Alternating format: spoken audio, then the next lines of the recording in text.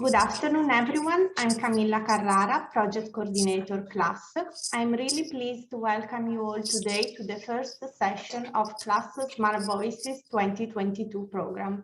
What's next? 2022 Trends and Directions. Now, I'm extremely pleased to present our today's speakers. Giusy Bettoni, CEO and founder of C.L.A.S.S, David Shah, publisher at Metropolitan Publishing BV, Orietta Pelizzari, Global Fashion Advisor, Strategic Brand Retail Specialist on High-End Quality and Newness, Mattori Studio, Milan. Belvis Soler, Co-founder and CEO, Luxiders magazine. Enjoy your vision. Thank you, Camilla, and thanks everybody to be with us today. I'm Giusy Bettoni, and I'm really pleased to start this first session of the Smart Voices. Talking about what we call trends and direction. But of course, when we decided to go with this subject, we want to challenge the meaning because we know that sometimes, not just traveling, but when we chat, we always say, what does it mean trends today? What is going to happen? The uncertainty and all these kind of things. So it's not just about color, it's not just about style, even if we are in fashion and we need to take care about them. But today we are looking to another kind of experience. And that's why I'm pleased to be here with three friends, but three professionals, really, three experts. We wanted to allow you to offer you, 45 minutes of experiences of different way to look at what's going on in fashion, what's going on with the market, what is happening at consumer level, and what is happening with buyers, all these very special dynamics that we all know it's so important. And so we decided to do with three experts of fashion, with that know fashion, but also with the supply chain and the consumer. So it's a completely different perspective. The expert of communication, and we know that communication, it's a key element, it's a key tool to, transmit, to carry, values, toward the consumer. Three people that are living every day this dynamic, so they didn't hear about it, they didn't, just read the researches, that is anyway important. And so we know that these people are always living in every day the trends, and we will see what does it mean for them.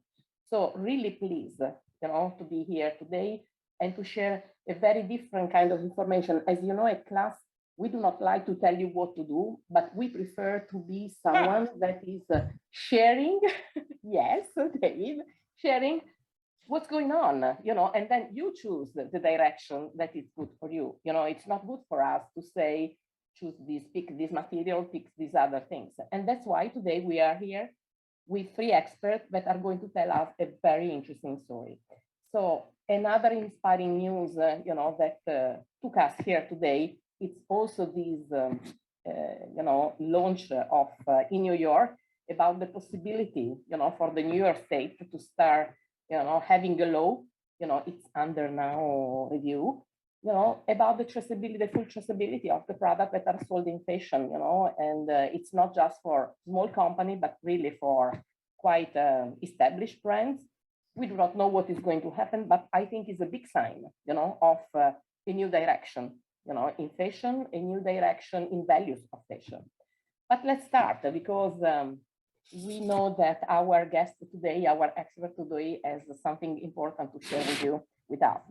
So David Shah, brand publisher at Metropolitan Publishing BV with Textile View, View 2, Viewpoint, Design, Viewpoint Color, Pantone, Trend House. It's a long list, David. I think everybody knows you. Consultant, and this is also an important part, working on design and marketing developments with many leading apparel and industrial companies, ranging from fashion to automotive, pharmaceutical, and white goods. So students, school, teachers, and jack of all trades, master of none. And that's why we are here today to talk together. So let's start with the first question that I find for you. Does the concept of trends still exist after 2 years of uncertainty? How is it even possible to spot yearly trends in such an unpredictable period and in a super fast running fashion industry, David? All right, so these are my magazines, and I've been in this business a long time, and for the last 15 years, I've heard trends are over, trends are over, trends are a dirty word. And, you know, it's not often I get to meet my readers, but I once met one of my readers on a train from Premier Vision to Paris, the RER, and I said, oh, you're reading my magazine, why are you reading my magazine? Just to be sure I didn't miss something. So we've had a lot of trends, although they're over, you can call them waves, directions, zeitgeist, but still, we're all curious about directions. And when we had COVID at the beginning, last April 2020, there were a lot of trends. The world's going to change, we're all going to be green, we're all going to die, we're going to be family, we're going to forget the corporation. So many predictions, and so few really happened. But let's go back a little bit. Trends. We came out of COVID last summer, we were partying, we were buying clothes all the way up to November, shopping early, the market was booming, it was going to be great. And the big trend was, yes, buy for the house, IKEA loved it, let's do omni-channel, not just retail, we were all into the internet, etc., etc. And who was buying when the government funds ran out? It was the young and the rich. And we had this whole big dichotomy, like Tiffany said, get rid of your mother, forget how make it young, young, young, young, young, young. And then back to Omicron, back to the problems. And now we're facing a bigger problem in terms of trend because the world has decided we want to turn this from a pandemic to an endemic. And that's very messy because when we had a pandemic, we knew we were locked down, there had to be funds. Now it could be this, nothing is sure, everything keeps changing. So we're in a very, very chaotic way. We're in a shortage economy, lack of manufacturing, poor shipping, bad discrimination. The World Bank is going to talk about a slow economic breakdown. IMF's low global forecast down by 5–6%. What I'm saying is the trend at the moment is money. It's the economy, stupid. What everybody's looking at the moment is money, not the clothes, not the colors, it's the money. As manufacturers face the perfect storm of high credit, raising interest rates, inflation, surely insecure production, all these kind of things. Even China, with its magnificent 8% growth in 2021, is going to have a hard year this year.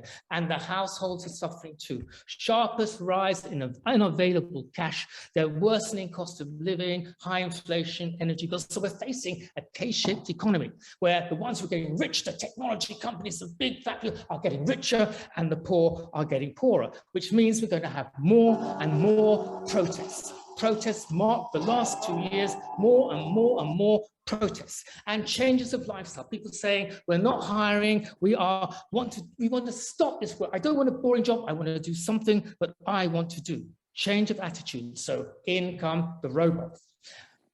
Forecasts. Yes, everybody's busy with trends. Here, The Economist, 12 trends for 2022. Here is Wunderman Thompson's 100 trends for 2022, covering everything we do. What is clear is that the consumer is in charge and they want cheap products. They are interested in health, nesting, groceries. They want to be closer to home. And remember, when this pandemic started, out the window went sustainability. It became a very low preference in consumer minds compared to looking after their bodies and their health.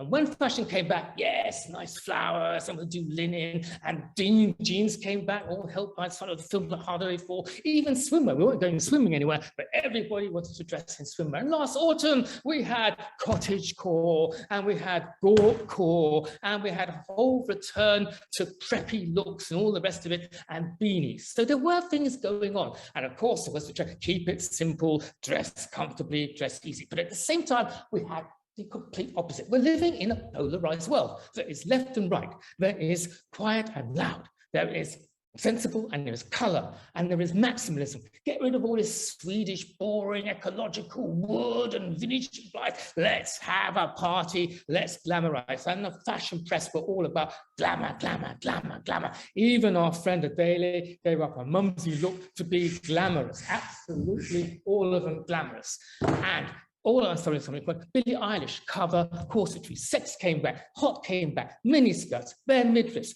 And of course, we still want comfort, because I believe whatever anybody says about glamour, fashion, trends, I tell you, once you've tried comfort, you never give it up. The elasticated waist is here to stay. And the sports influence with our beautiful toned midriffs now, absolutely part of the whole look. Sport continues the whole idea of that. And as I said, I don't want to wear upless bras. I don't want to wear fitted jackets and tailored suits. I want everything that stretches, moves with me, gives me performance. Forget the high heels, whatever they say. And that's why knitwear is so strong. And that's why I was very interested to read this morning Vanessa Friedman's report from the Paris Haute Couture, when her words were, requiem for party dresses, the return never quite happened. So what do we wear now? Fashion is in limbo. I don't know, is it? So, but let's go to the second question. We are living at a time of extremes, and we have seen it. Everything is polarized. What has the last 2 years meant in terms of responsible consumption? Because that is one of the arguments we are really interested in. And environmental awareness, both industry, because industry is an important part of the game, and to the consumer. We are becoming more aware of what we need to do in terms of climate action. What do you expect from these years in terms of conscious market shifts? Well, the first thing is that the world is completely polarized. There are people who are like, shh, be quiet, be responsible, be nice. And bloody people out there screaming, I don't give a damn, who cares about responsibility and respect? And we had all this lovely utopia talk, 2 years ago.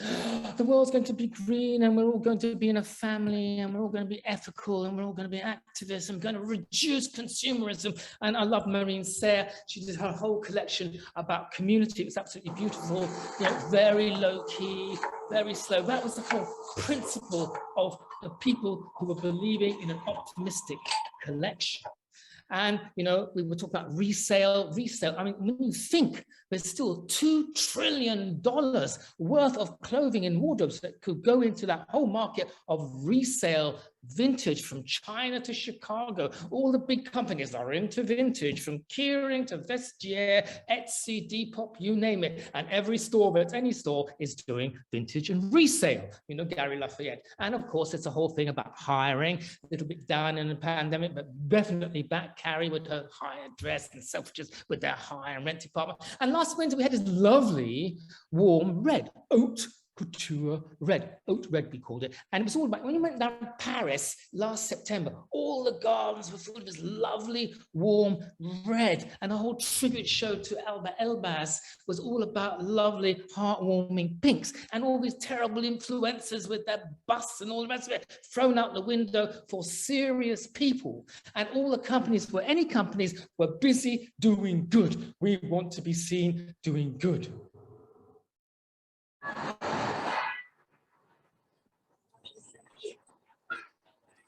Not here. Wait. Who says we have to go back to normal? Back to anything? What if the new normal ain't the normal we knew?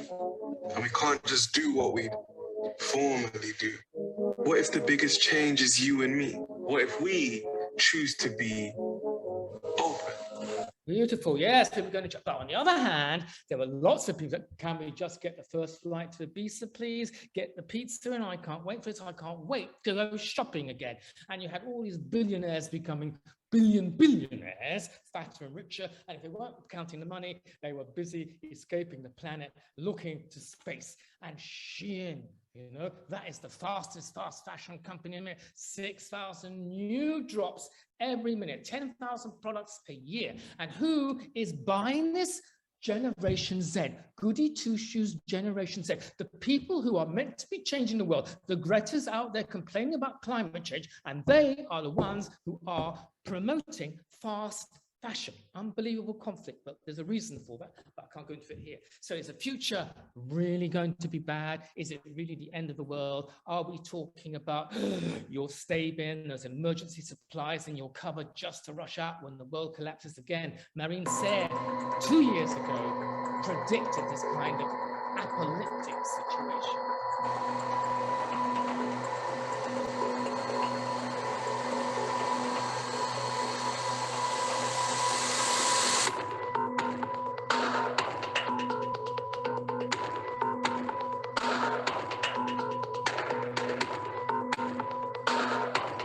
So, and then we had it, of course, everybody decided, suddenly we had all this black look, this Gothic look, we had this dystopia core, Kanye and Julia going around the world, and everybody back to mainstream. We had all these kind of terrible apocalyptic games coming, the complete opposite of all this dopamine dressing that we were trying to promote.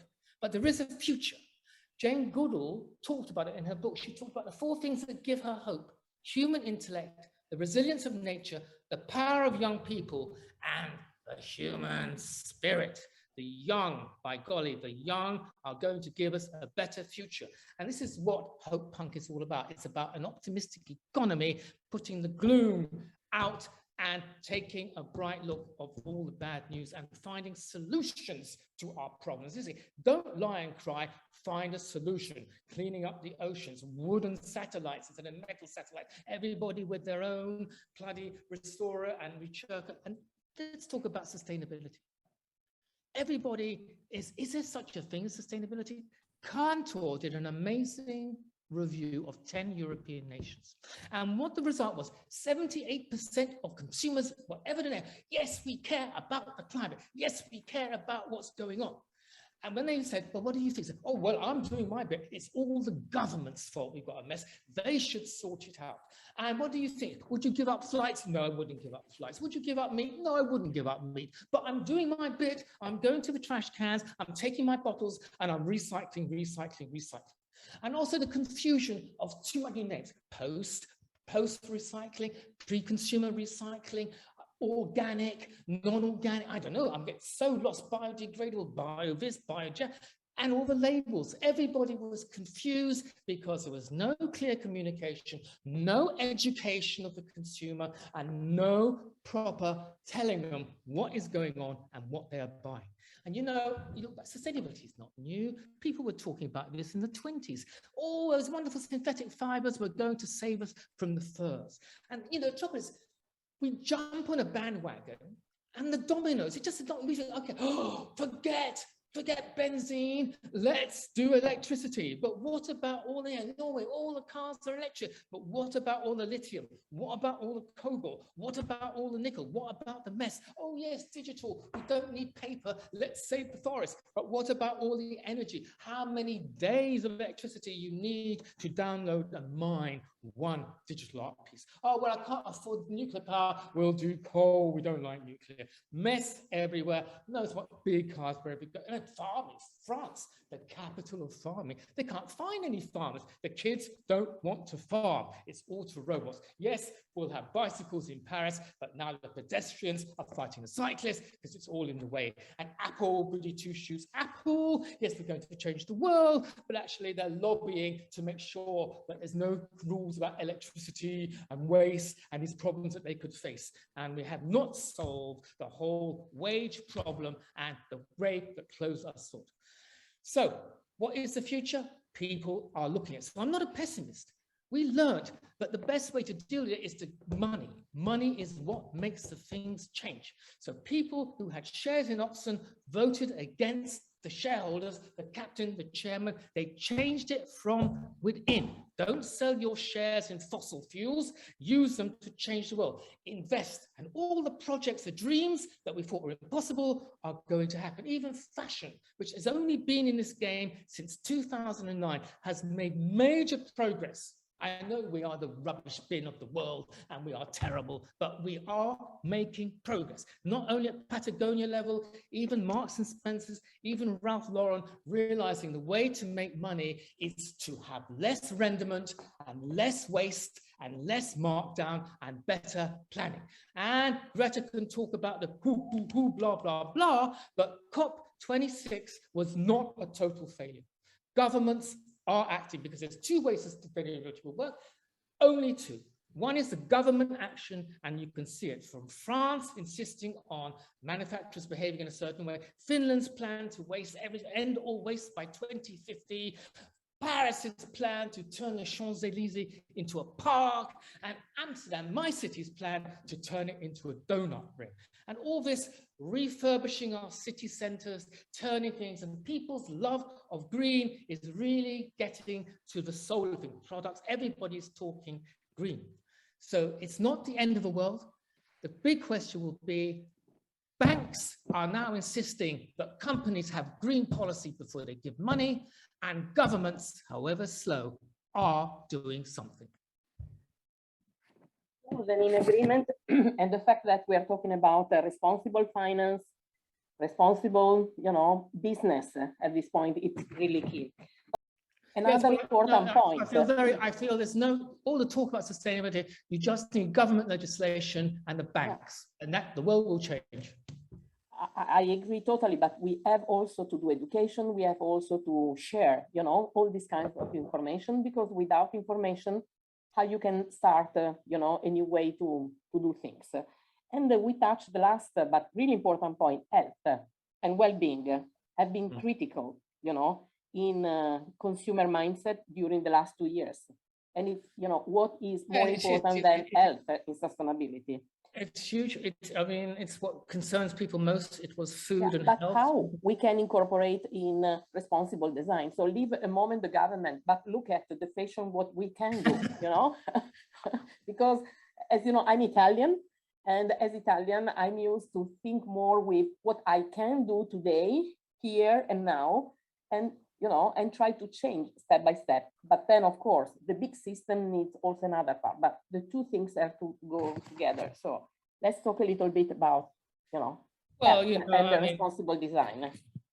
Everybody, you can see the money. The future of technology is all about health and all the rest of it. And you've got all these gurus telling you how to be well. Wellness was big before the pandemic. It only got bigger as we started to go walking, worry about how we breathed, how we slept, and the travel business has jumped on it. This is a place to go sleeping, restorative sleep. And this is, wellness vacations, just beyond massage, but walking and hiking. And we had this whole thing about cleaning, turbocharged, whole thing about germophobes, all these sort of, people on Instagram making fortunes telling people how to clean their house, and even Chrissy and Chris, launching a whole a whole cleaning range, and, the whole thing about vaxxers and anti-vaxxers, and even in how you dress. So health was a really, really big problem for a lot of people.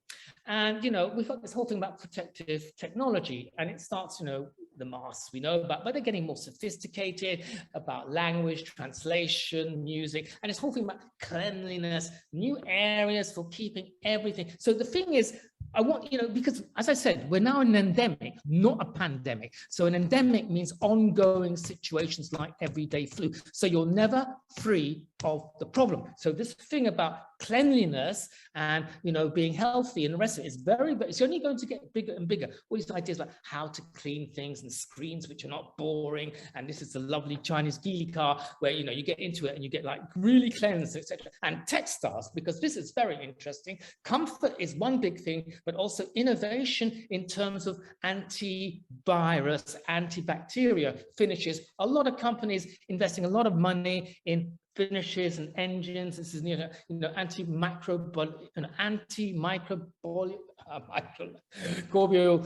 layers and rest of it. Of course, the fabulous Volbat, who had it right before we started 4 years ago. All clothing will be about protection, and we've got this whole science thing going on now. Really, really, we do color science, very clean, very healthy, very, very aware, lab generated biogarmentry, the whole thing about. So it's a really very, very big thing. But it's not just well-being body, it's mental. There was a lot of mental worry and mental illness in the COVID lockdown, and there was a huge, problem between the young and the old, because we had it good because we had the money, and in any case we were, old, so it didn't matter. But they were very depressed; they had no futures, and even the kids at school were kind of like tactile, missing the tactility. So they had all these pop-ups, and of course Gen Zers totally worried about their future, university, and all these kind of things. So nervous mental health became an even bigger issue. Largely, thanks to sort of people like Naomi Osaka and Simone Biles, really, nobody condemned, oh, well, it was great. And then we had support was very important, building communities, and the internet helped that all small groups could come together to build a community. Even brands have suddenly got back to building a community feel, and cooperation is a very new word. You know, suddenly we've got a lot of co-branding, community in the brands, North Face and Gucci and Prada and Adidas. That whole thing of collaboration has suddenly become very big, and we've got this huge big thing to save the planet. Co-opetition, not competition, co-opetition, cooperating, even though we're enemies, to make it better. And of course, mental health. You know, I love this story. We're all like looking to religion and spirituality. Make a big noise, in the sea, gonna be a big man someday. You got mud on your face, big displace, kicking a can on over the place. We will rock you. And we rock you too, you know, and you've got everybody like, you know, all the European looking at, you know, Ayurvedic brands, and there was astrology and tarot and crystals, and even, you know, the crystal bag, crystals and meteors and flying objects. We all got into this whole thing about the universe, and the, you know, Venice Biennale, it was all about dreams and surrealism and all this kind of feeling, mental health, well-being, digital mental health, all these apps for meditation coming, the whole thing about ambient videos that you surround yourself with screens, even how to become a better lover. Sexual well-being is as important as mental and bodily well-being, sound, wherever we look, everything is going on, even the drinks, about your soul, your body, the whole thing, you know, in mens sana, corpus sana, and that whole concept is now even bigger. So the pandemic has really alerted us to what we want in life, how we should be in life, mentally, as much as anything. And for me, the mental message in sustainability is just as important as the physical message. And we're not stressing what that means in terms of well-being. You know, people do have a future. So, you know, we are looking, talk about back to trends. One of our trends for summer has been, of course, this beautiful sunset feeling. We're in California, we're okay, it's lovely. So there you go, that's what I think. How do I get out of this? Escape. Yeah, there we go. Right. Thank you so much, David. Really, thank you so much, because it has been an amazing, inspiring, energetic journey into what we are living, you know, every day. And I think it's so important, you know, to start the year in this way, and to highlight through your passion as well, you know, and your knowledge. So thanks very much, David. Orietta, welcome. Thank you. After this, you know, rock global fashion advisor, strategic brand retail specialist on high-end quality and newness, Matori Studio co-founder. You're talking at international level, business relation specialist of Italian industry to worldwide retailers, global consumer behaviors, international luxury marketing to facilitate business relations between brands and buyers, you know, and I have really a list, you know, from trends, marketing, consumer insight. You know, as I told you, today is a very special session about expert, you know, about, you know, different ways and different perspectives, but all important. So I'm asking you, Orietta, and welcome here. What are the key product categories that retailers will be focusing, in your opinion, and how they perceive sustainability? What is valuable and what is missing in your way? Yeah, first of all, thanks, David, for giving a very, very strong, energetic path to this talk, because it's really, really something that we needed. In my opinion, optimism is really what we need now. Let me just introduce a couple of things, because Giusy, your question is so specific. In my job, I'm the person between brand and retailers, brand and buyer all over the world. So I'm talking with them, understanding what they need. I'm never selling anything, because I never sell. I'm just giving to them, let me say, the suggestion of which styles. And of course, optimism is what they are looking for. And when I say optimism, I'm saying they need to find categories of products that could be Instagrammable, that could be attractive. And this is the first elements that they want to have right now.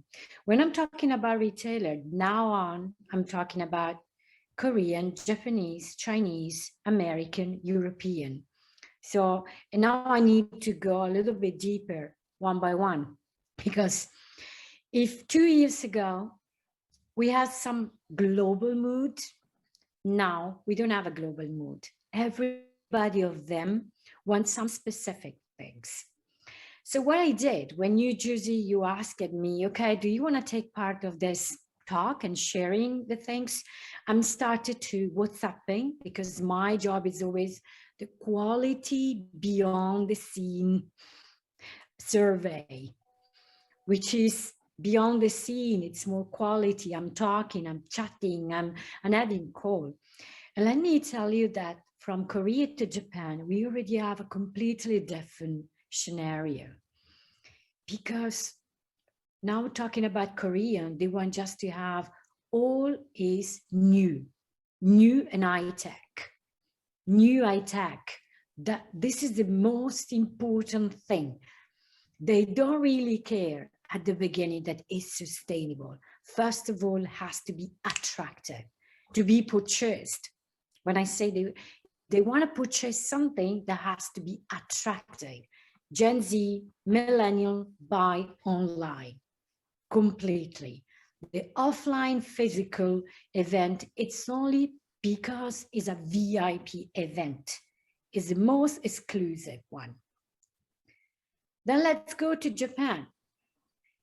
Japan, it's more calm in a certain way, but it's not.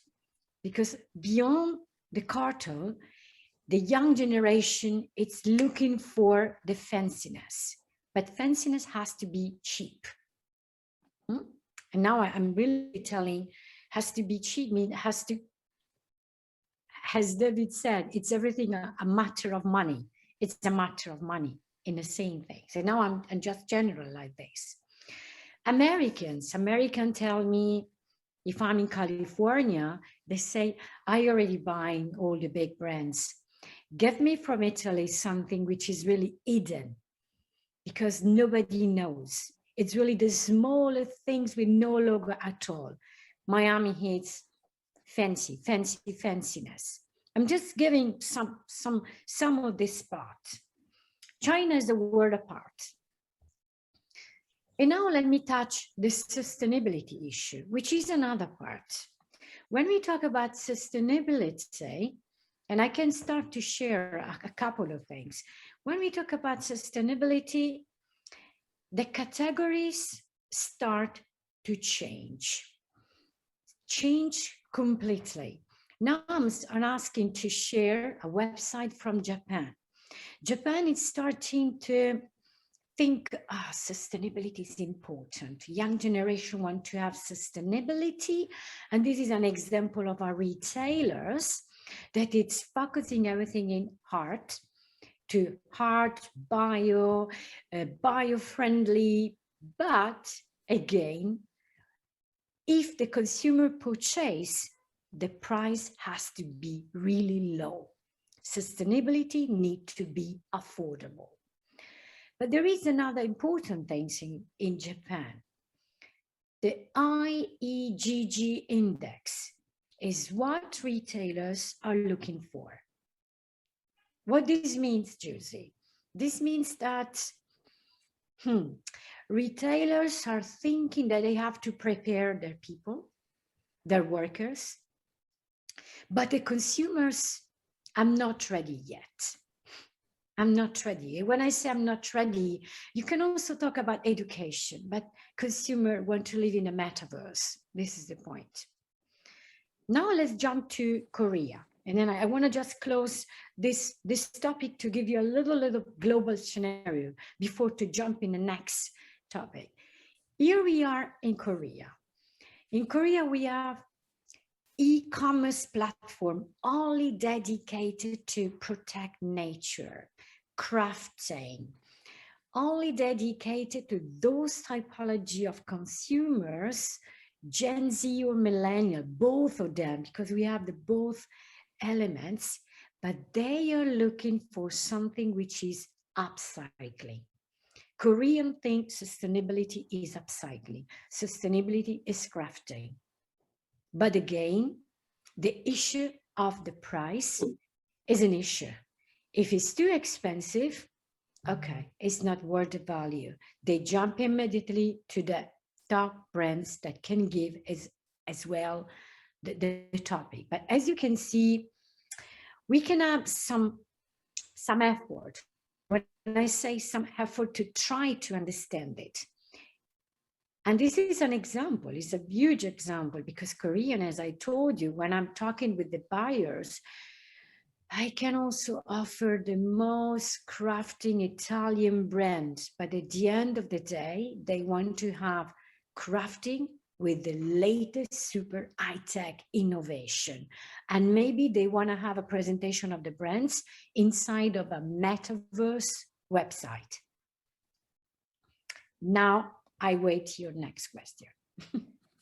Well, I was looking because it's very interesting, Orietta. You know, when you see things from another perspective, completely different perspective, is when we learn, and every day is really a learning moment. So, how, from your side, have retailers been affected by this state of discontinuous uncertainty? Phygital, you know, we love this word, and it's not a word, seems to be a key word. But what does it mean in reality for the contemporary retailers and consumers? We are really eager to know. This is the other point. What's happened? Digital was supposed to be the only way to buy the items, but we discover in Europe mainly the Gen Z, as soon as when I say they opened the door, or they opened the barriers so people finally could get out, they started to buy in a real physical store. Buy or experience, because we have two important elements to consider. First, because online was the most important, finally, physical store started to give the better service, the better customer care.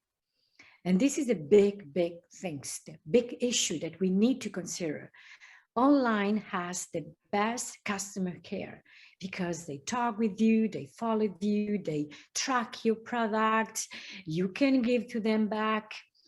And before the pandemic, physical stores were really bad in customer care.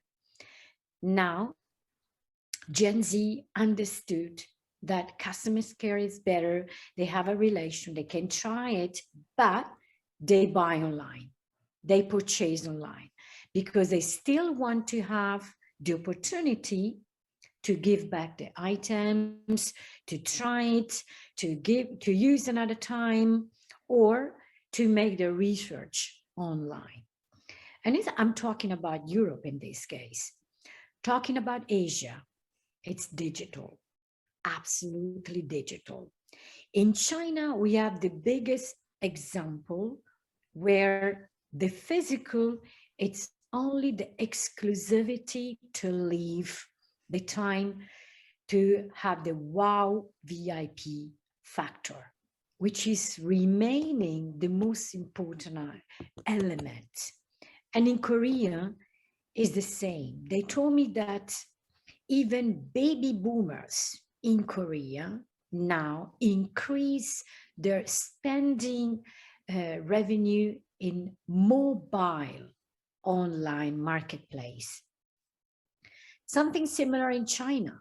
In China, we have let me say, a bigger number of seniors, listen this, spending online because they spend more time on gaming. And thanks to gaming, seniors in China learned how to buy online. They find a way much more easier to buy online. So this is something that it's really, really a phenomenon. But can you notice that now I gave a completely different habits between Europe, China, Japan, Korea. So they are completely different world, which in my opinion, it's beautiful. Finally. It is, finally. Finally, I love it, because finally I can listen completely different things, completely different items, completely different habits, which in the other way, let me just finish this. When you talk with a traditional, beautiful, crafting Italian, maybe sustainable brands, they don't understand. They still want to make one collection that can go all around the world and maybe find to be appreciated by everyone. This is that. I think it's very important, because we have been talking the last 10 years about the problem and the opportunity of globalization. And now we have a pandemic that has become an endemic problem that is giving back, you know, the difference and the benefits of each single, you know, territory. I think, to me, this is amazing. And as you said, there is a lot to do from an education perspective in order to present, you know, certain things. Even if I think there is a part of the really heritage that talks really international, because when something is beautiful, sometimes it's beautiful. Nevertheless, it's so important for people to understand to whom they're talking to and what is going on at the moment, because what is good today was not even thought, not 20 years ago, 3 years ago. It changed completely. So really, really amazing. And thank you, Orietta. Last but not least, you know, in the last year, Fashion Insider have been talking about product passport, the sustainability index, you know, the European Union is going to come with eco label, you know, that is going to be all over the place, make the label count. So different kind of methodology in order to measure, you know, sometime the level of the sustainability or the sustainability itself. These are all new, you know, trying to get there.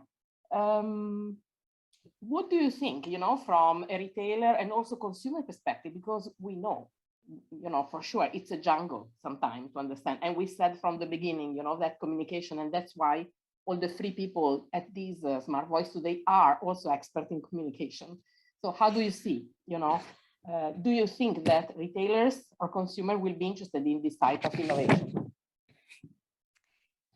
Yeah, let me tell you this. Retailers most of the time follows what consumer request, but for one reason, to sell more. This is the only reason. That's it. They never care about sustainability because they suppose since the beginning was not a big business. Then a few years ago, they started to do, let me say, display, window of display, just saying, I love nature, something like that. And I've seen several of these kind of things in Milan, in London, in Paris, in so many different places, in Hong Kong and whatever. But now they understood the consumer asks for traceability. But when we talk about, again, consumer that ask for traceability, we have certain communities that ask. And when they ask it, they ask with a different way. In a certain way, everybody told me, yeah, we love the idea to have a passport, because a passport is a proof that also justifies the cost and the price of a product. But let me see which are the different way to give this passport. Because if I'm talking about traceability, oh, come on, it's a boring word. If I'm talking about sustainability, oh, it's a super old word. So, you know, it's always it's a matter of which typology of words people can understand.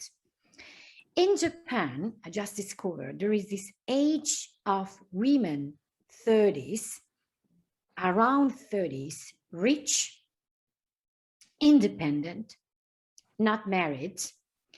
They love to have niche brands, heritage brands.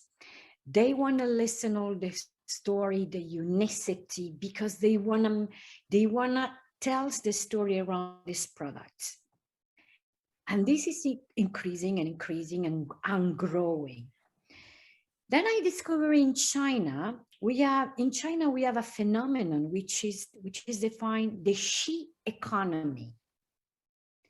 Young women entrepreneurs, most of them are influencers or people that really women that work in this field of fashion and design or architecture, hospitality.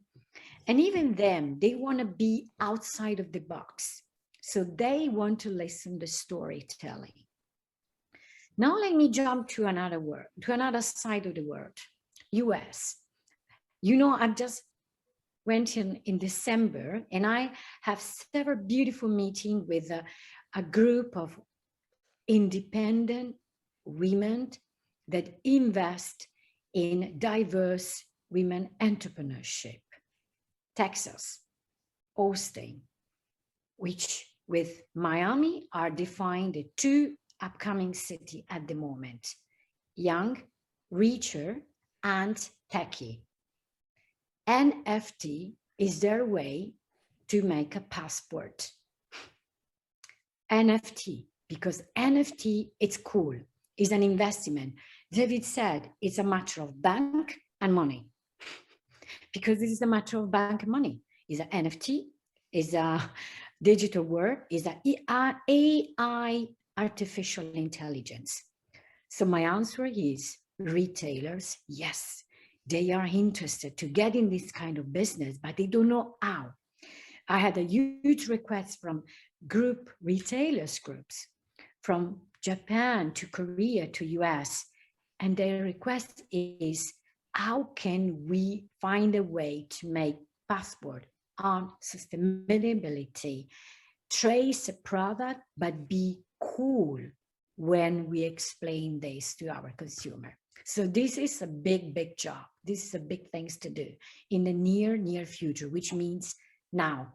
Now, exactly. And we are late because, as everybody said from the beginning, we need to trace things, but we need to trace values, because a passport is not just about telling numbers or boring things, but is to give the evidence through something that is measured and not just, because I see very often coming in the chat, the greenwashes, because there is a lot of greenwashing around many of the things that we discussed. But these kind of traceable methods together with measurement, I think would be a great next step. Thank you so much, Orietta. Give me 1 second more, because I want to explain you a little bit better this part, and then what you have inside of NFT concept. When I say NFT concept, it's cooler, but the reason is because you don't have only the storytelling of the product, but the product is disassembled in different creative pieces. Most of the time, you don't think that sustainability is creativity or art, but art is the main element. It's one of the main elements of sustainability. That's most of the time we forget, because we put a list of certification, a list of numbers, but everybody knows that we can also buy the certification. But art is not something that we can buy. I'm straightforward. And this is the genuinity. But the problem or the concern that we have is that the decision makers are not Gen Z many times. And because they don't understand NFT, they will not invest in it. They don't understand art, real art. They don't care about this. They want to have the comfortable categories of items, basic. They think that everybody wants to wear basic things. Not true. Now I'm closing. And we go back to knowledge, to understanding, and to communication. You know, we have a huge, I think, challenge. And sorry, you know, to go on, even if I think we should have a session in the future with each one of you, because you know, it's not possible in 10, 12 minutes, but, you know, we cannot keep also the people for longer than 1 hour, as you can understand. But thank you so much, really, Orietta. Really, really interesting, really interesting. Belvis Soler, co-founder and CEO, Luxiders magazine, very modern media company, which aspires to expand responsible consumption worldwide. So she's co-founder and creative director of 001 agency, developing unique narratives and visual stories. So we are exactly in the in the matter. Belvis Soler also leads C.L.A.S.S, Global Association for Sustainable Societies, an NGO focused on inclusive education, employment, and events. And so, as you can see, you know, we have put together a range of experts that are really one completing the other from a different perspective.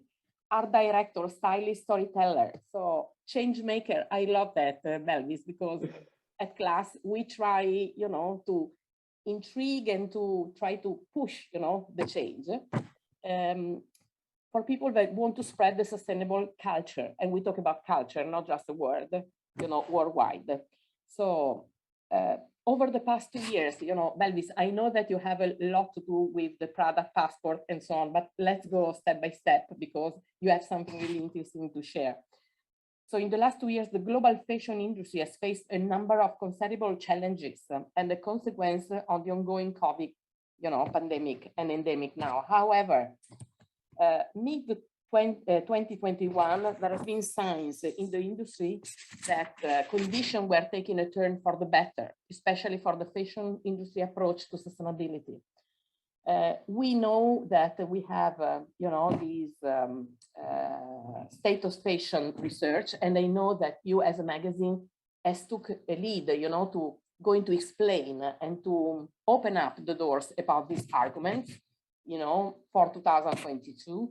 So you highlighted some direction. Could you please, you know, share with us which are they? First of all, thanks for inviting me here. I'm really happy to be sharing this with these beautiful and interesting and inspiring persons. Yeah, I mean, if we are thinking about the key direction of the state of fashion we're talking about, there are there are a lot, but some of them are very focused on sustainability. I think they are all bringing us a sustainable future. Everything was more or less set at this moment, but it's about circular fashion, the metaverse mindset, the social shopping, this logistic gridlock, and the talent crunch, the wardrobe reboot, and also the product passport that Orietta was already talking very well about it. So these are more or less a little bit the new world that we are going, that we are already on it. I mean, we already saw some of these trends growing up this in 2021, and in 2022 and beyond, all the fashion companies has to be investing and working on these trends that they all will bring us a more sustainable future. From my point of view, with circular fashion, the aim is to decrease the textile waste, and for that we will need a lot of technology. So all the companies has to invest in technologies to separate all the raw materials. Also, the textile brands are going to launch recycled collections, and also we are going to be watching a lot of new retailers focusing in resale, outlets, and renting fashion. This is very close to the social shopping. What we have been seeing during the pandemic is that all this C generation was trying to share or buy or resell things via social media. And this is going to be the new trend, the new marketplace, the most important marketplace, social media shopping, where you can buy everything really, really easy, just with one click. You just have to go to the place, to the door of your neighbor, and then you just take it out, and then you can, this is the bad thing of this, that you can you can give it back if you don't like it. That is not so sustainable. It is going to be a very big problem, because everybody's going to be buying via online. So everybody's going to don't care about if I like it or not. I just buy 3 swimwear, and then I will try, and then I bring them back, and that's not sustainable. Also, something that is going to be really challenging is the metaverse mindset. So all the companies has to be now working on it, because the Gen Z is looking forward. They love it. They want to be in this new world. We are going to all be working, living and working in 2 realities, the digital reality and our real reality. And in this new reality, this digital world, we are going to wear what we want, and we are going to buy clothes for a lot of money. So here is like this virtual fashion, and we are going to play with our friends in this digital world, and maybe we are going to go shopping there, and we are going to buy clothes that we can wear in our Instagram account. So this is already happening also, but it's going to be something that everybody has to be ready for. I don't know if I should go through other more things. I think it's important because we have the product passport, that is something, as you know, it's really important for us, but also the wardrobe reboot. So,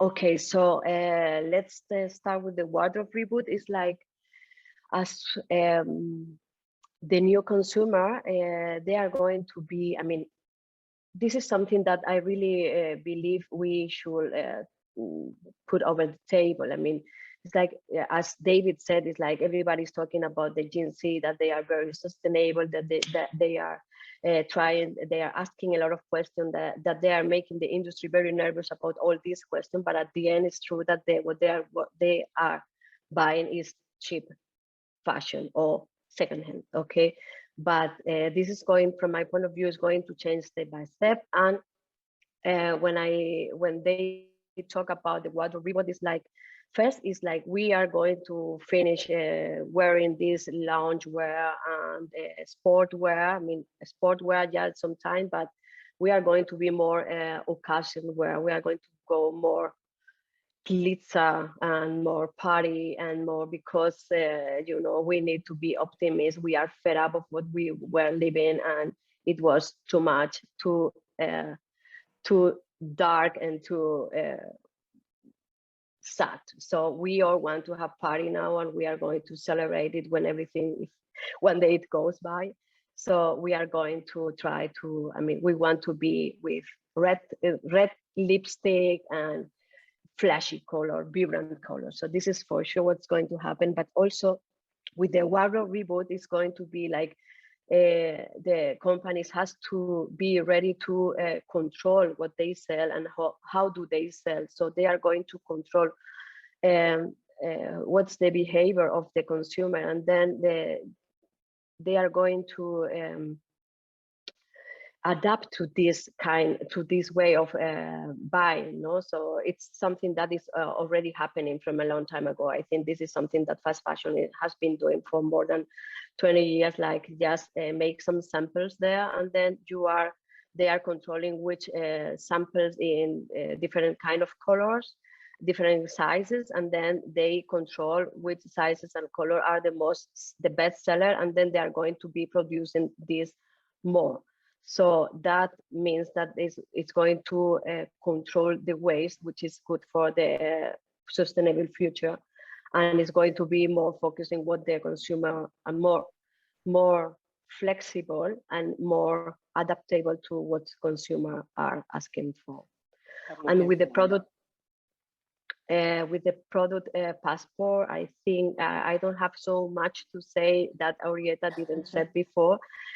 She really explained it in the perfect way. It's going to be the non-fungible tokens. I mean, it's going to be like, this is something that is happening already in the way. I mean, when you go to the sustainable brands, when you go to the website, they are already talking about what are the material, what are the composition of the garments, how many energy is the garment using to be done. what's the CO2 emissions that are provoked by making this garment. So this is something that we are already seeing with the sustainable fashion brands. But what is important is that this label goes to their shops now, and it's going to be, I can imagine it like a QR code that when I scan it, then I will know where was the textile made, who made it, what is the composition of this textile, where was this textile manufactured, and then where the journey of the garment. So it's going to be also the waters that it needs to be done and everything. And this is something that is going to be mandatory because of this transparency and this traceability that we all need, and that the consumer is going to ask for sure. It's already doing it. Absolutely. And the values are really important to be communicated to the consumer, because these are the values that the contemporary consumer is looking for, as you well said. And last but not least, I'm really interested, in something that you said. You highlighted, Belvis, that a talent deficit is about to hit the fashion industry in the year ahead. This is something really, heavy. Why? How is the quarantine lifestyle affecting our brain creativity and efficiency? Because I know that 2 years completely closed down is not easy. It's not that they are going. That in times of crisis, the creativity is emerged like never. No, so it's not that there is a deficit of talent. It's that the talent is going to change the rules of how do they want to work.